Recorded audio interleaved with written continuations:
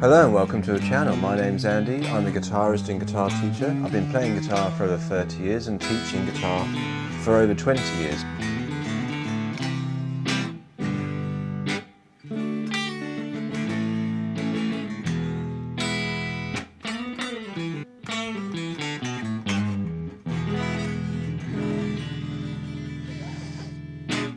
Hi, my name's Andy. Welcome to today's lesson.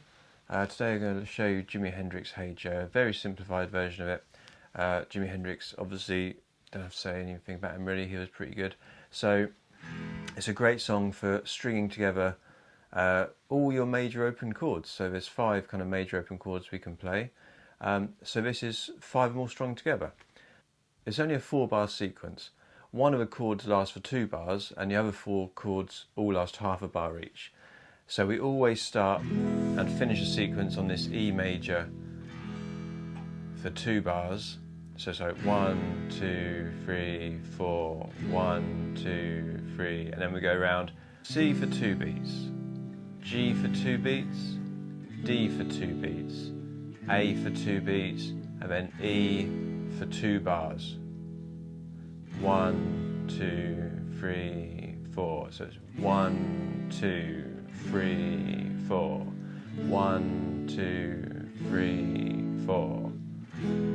2, 3, 4. 2, 3, 4. The first thing to do is just to establish this 2, 3, 4.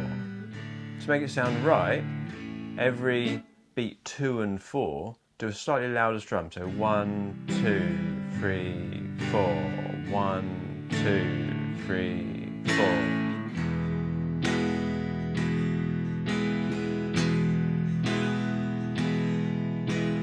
So we've got C, and you can add a few more. Kind of mute those.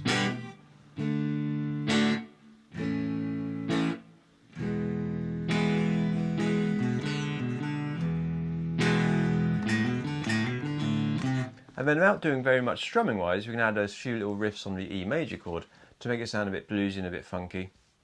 So he does 2 things. He turns this chord E major into an E7, so takes our 3rd finger off, which gives it a much stronger pull.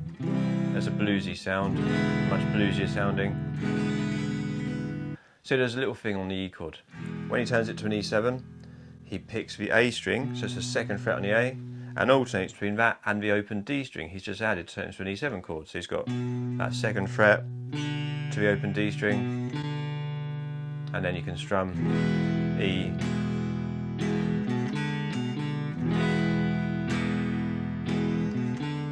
So you can just kind of get that nice rhythm.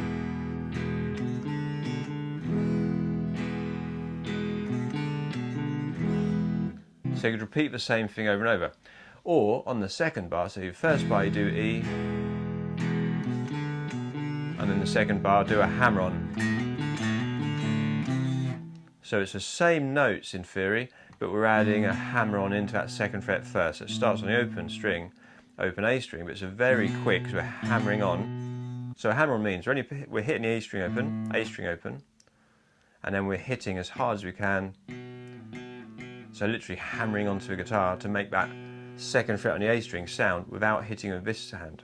And if we do the hammer on properly, it should be just about as loud as if we picked both notes. But it's a much smoother sound to hammer on. So when you do the hammer on, and then with an upstroke I pick the open D string. So open string, hammer on, open D string.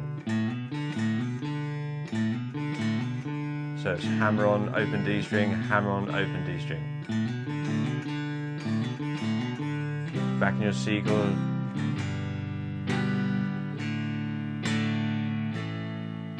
E this time. Hammer on this time.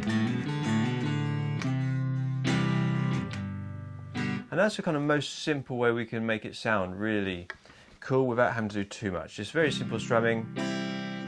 As always, it's about how you play it, not having to do lots of notes,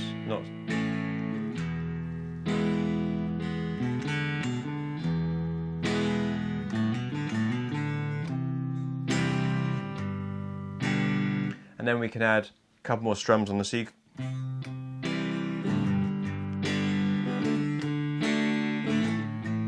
Just give it a nice groovy.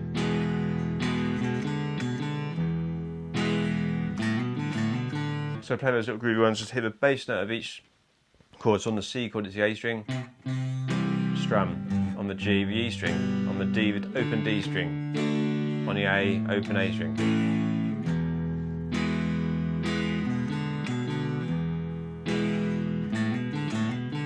Often when you're playing strumming chords, you don't have to hit every string that's in the chord all the time. You can separate the parts, more the bass part, then the treble part, bass part, treble part, bass part, treble part, bass part, treble part.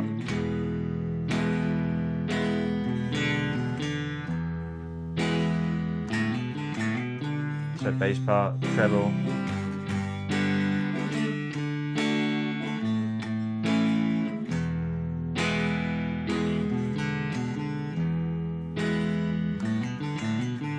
And then he goes into, after the guitar solo, he goes into this cool, it's like doubles up with a bass line. It's like a walking bass line.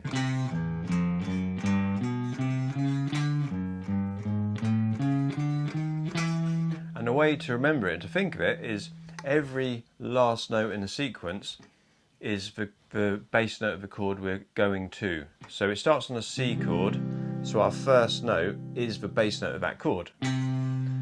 And then it's just chromatic, so it means one fret at a time, not missing any frets out. So it's the open E string, first fret, second fret, and then that third fret we finish on is the bass note of our G chord. So we've gone C into that G chord. But don't worry about playing the chords, just get the bass notes. But if you can visualise how that's tied to those chords, it makes it easier to remember. And then use one finger per fret for these. So open string, first finger, second finger, third finger. And then it changes, so it's now all fretted notes, no open strings. We're arriving at this note, which is a bass note of the D chord. We play the D chord open, but this fifth fret is also a D. So we're approaching that second fret, third fret, fourth fret, into the fifth fret. But really it's going to that open D. But as a finger exercise, it's good to keep them all fretted. But if you want to try and put the chord on, swap that last note to go straight to the D chord, and then your bass note is that last note of the thing.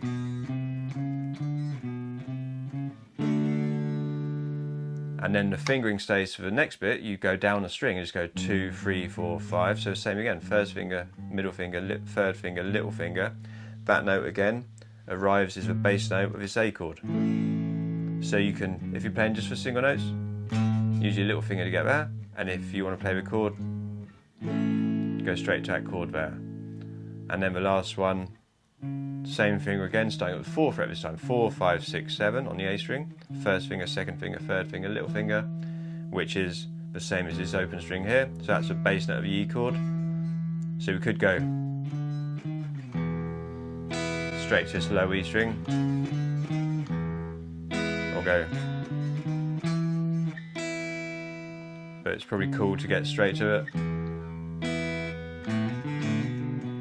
So the cool thing of Hey Joe is you can just focus really on just strumming the chords very gently, very simply. Don't have to do anything too fancy, it sounds really nice. It's such a very pretty chord sequence, very simple. And just focus on the feel of the song, just going.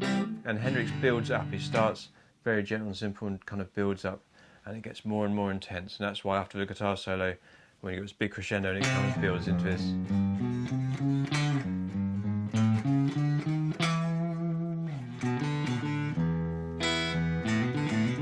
And because there's so much going on in that bass riff, you don't need the chords, it still sounds right and full.